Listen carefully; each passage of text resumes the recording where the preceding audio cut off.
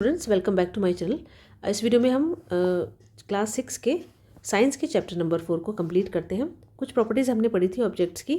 अब हम कुछ और प्रॉपर्टीज़ को डिस्कस करते हैं। अब आती है हमारी ट्रांसपेरेंसी। ट्रांसपेरेंसी में क्या है कि आपने कुछ गेम ऐसे खेल के देखा होगा, हाइड एंड सीक का, ठीक है।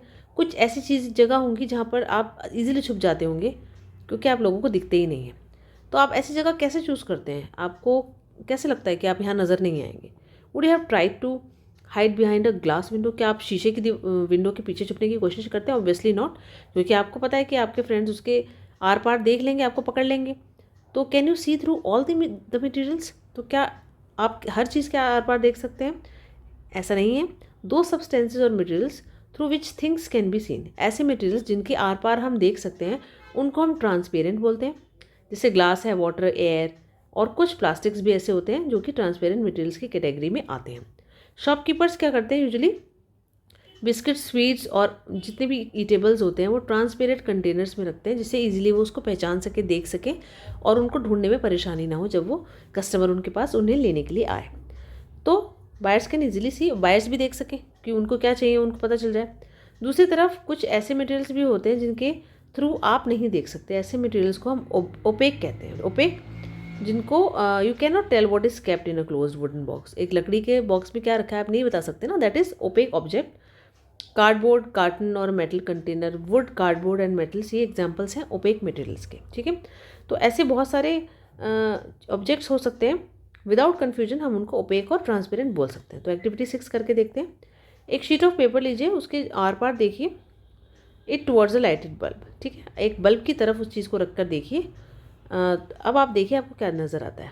Now put 2 to 3 drops some oils, और उसको कुछ ऑयल बिछाकर आप उसमें फैलाइए शीट ऑफ पेपर पर। अब दोबारा देखिए लाइटेड बल्ब पर, उस पोर्शन पर। जैसे पेपर से हमने थ्रू देखा उसके, तो हमें कुछ नज़र नहीं आया, ठीक है। बल्ब की तरफ हमने देखा, तब भी नज़र नहीं आया। लेकिन जब हमने ऑयल डाला तो ऑयल ने क्या किया, उसको थोड़ा सा ट्रांसपेरेंट बना दिया। तो अब क्या होगा, अब हम जब उसको बल्ब की तरफ करके देखेंगे तो हमें थोड़ा थोड़ा दिखाई देने लगेगा उसके आर पार, ठीक है। Do you find that bulb is more clearly visible than before? तो पहले से तो ज़्यादा नज़र आ रहा है, ठीक है। दो पूरा नज़र नहीं आएगा, लेकिन पहले से तो ज़्यादा हमको विजिबल है। But can you see clearly through? Oil paper के थ्रू हम देख तो पा रहे हैं लेकिन क्लियरली नहीं देख पा रहे हैं, थोड़ा थोड़ा ब्लर्ड है, ठीक है। तो is everything on the other side is of it visible? तो क्या हमें हर चीज़ नज़र आ रही है? बल्ब की रोशनी तो हमने फील कर ली पेपर के थ्रू आती हुई, लेकिन क्या हम हर चीज़ देख पा रहे हैं? नहीं देख पा रहे ना। अगर हर चीज़ देख पा रहे होते तो वो हमारा पेपर पूरा ट्रांसपेरेंट बन गया होता, लेकिन ऑयल ने उसे ट्रांसपेरेंट नहीं बनाया, ठीक है। तो materials through which objects can be seen but not clearly. तो ऐसी बहुत सारी चीज़ें होती हैं जिनके आर पार हम थोड़ा थोड़ा देख पाते हैं पर पूरे तरीके से नहीं देख पाते, उनको हम ट्रांसल्यूसेंट ऑब्जेक्ट बोलते हैं, ठीक है। जैसे जो ऑयली पैच था पेपर पर, वो हम फूड आइटम्स पे टेस्ट करते हैं कि उसमें फैट्स हैं या नहीं, ठीक है। तो दैट वाज ट्रांसल्यूसेंट, वो ट्रांसल्यूसेंट भी था पेपर, ठीक है। Can you think of some more examples of translucent materials? ऐसे बहुत सारे ट्रांसल्यूसेंट मटेरियल्स हमारे आसपास होते हैं।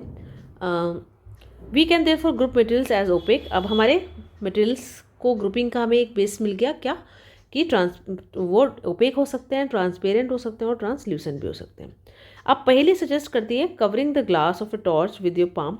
आप हथेली से टॉर्च के ऊपर रखिए, जलती हुई टॉर्च को, हथेली को उसके ऊपर रखिए डार्क प्लेस में। स्विच ऑन करिए टॉर्च को और देखिए कि आपको पाम की साइड में क्या नज़र आ रहा है। वो जानना चाहती है कि पाम जो है, वो हैंड जो हमारी हथेली है, वो ओपेक है, ट्रांसपेरेंट है, ट्रांसल्यूसेंट है।